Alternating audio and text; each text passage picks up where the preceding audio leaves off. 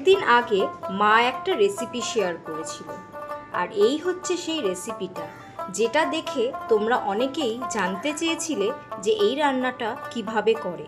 তো আজকে সেই রান্নাটাই তোমাদের সাথে শেয়ার করব। আর এই রেসিপিটার নাম হচ্ছে বেগুন পোস্ত। এটা মা কিভাবে রান্না করে চলো তোমাদের সঙ্গে পুরো রেসিপিটা শেয়ার করব। তার জন্য কিন্তু পুরো ভিডিওটা কিন্তু দেখতে হবে। চলো। বেগুনটাকে কেটে নুন হলুদ মাখিয়ে রাখা হয়েছে। এখানে পোস্ত আর কাঁচা লঙ্কা আছে, এটাকে আমরা শিল নোড়ায় বেটে নেব।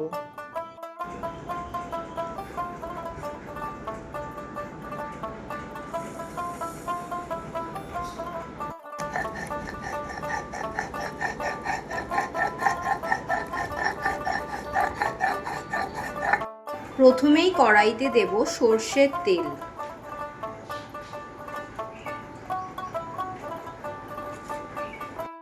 এবার নুন হলুদ মাখানো যে বেগুনটা আছে সেটা ছেড়ে দেব কড়াইতে, এটা ভেজে নেব।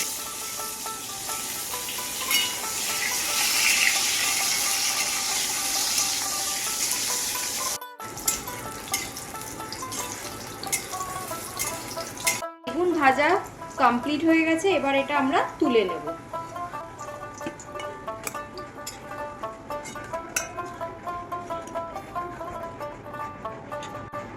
তেলে অল্প করে একটু মেথি দেব।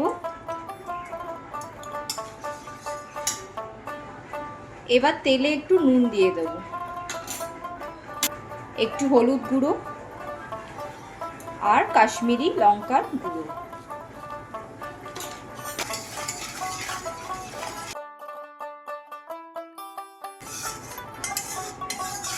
এবার এর মধ্যে একটু জল দিয়ে দেব।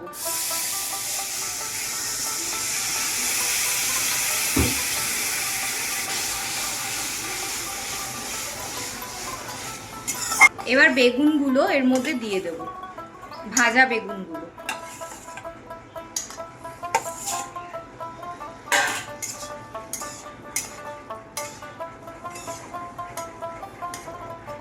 এবার এর মধ্যে একটু চিনি দিয়ে দেব।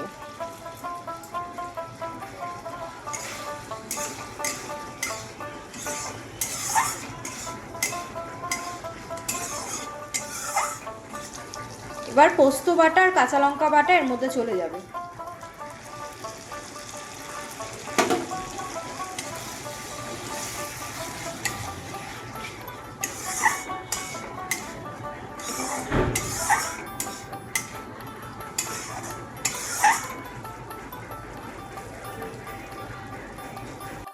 পোস্ত দিয়ে কিছুক্ষণ কষানোর পর 5-7 মিনিট পর কিন্তু রেডি হয়ে যাবে আমাদের বেগুন পোস্ত।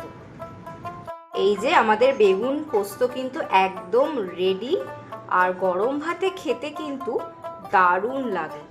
আর ভিডিওটা যদি ভালো লাগে আর আমাদের রেসিপিটা যদি ভালো লাগে, অবশ্যই কিন্তু লাইক, কমেন্ট, শেয়ার আর ফলো করতে কিন্তু একদমই ভুলবেন না।